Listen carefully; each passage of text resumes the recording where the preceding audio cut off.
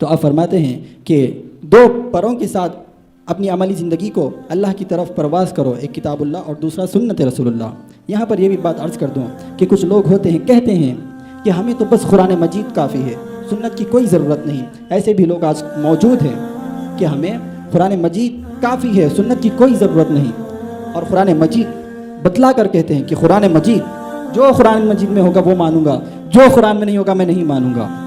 یاد رکھیں، ایسے لوگ جو کہتے ہیں قرآن بتلا کر کہتے ہیں جو قرآن میں ہے وہی مانوں گا، اور جو قرآن میں نہیں ہے وہ ہرگز نہیں مانوں گا،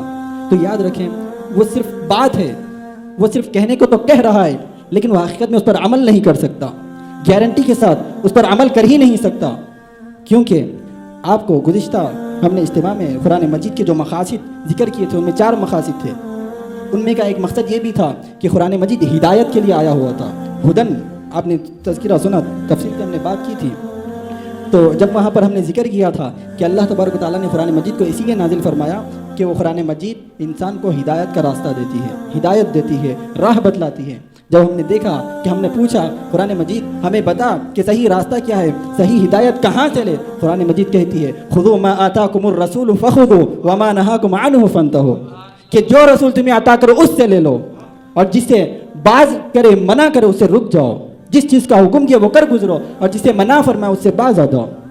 اب بتائیں کہ قرآن مجید تو کہہ رہا ہے رسول کی طرف جاؤ، سنت کی طرف جاؤ، حدیث کی طرف جاؤ، اور یہ کہہ رہے ہیں کہ ہم قرآن میں جو ہے وہ مانیں گے، حدیث سنت کو نہیں مانیں گے۔ تو ناممکن ہے یہ بات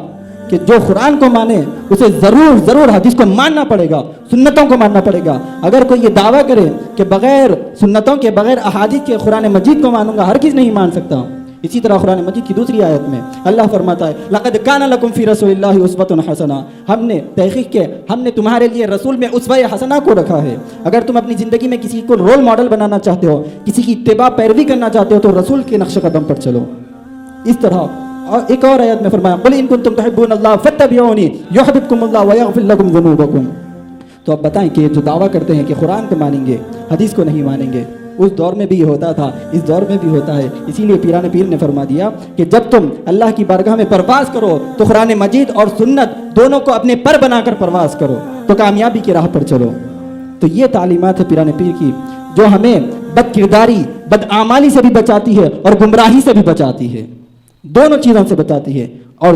آج کی جو فتنہ ہے، جو پریشانیاں ہیں، جو آج کا ماحول ہے، آج بھی یہی چیزیں ہیں کہ ایک طرف بد کرداری ہے، دوسری طرف گمراہی ہے۔ یہی سب سے بڑا چیلنج ہے ہمارے لیے آج کے دور میں۔ اور اسی طرح پیران پیر فرماتے ہیں کہ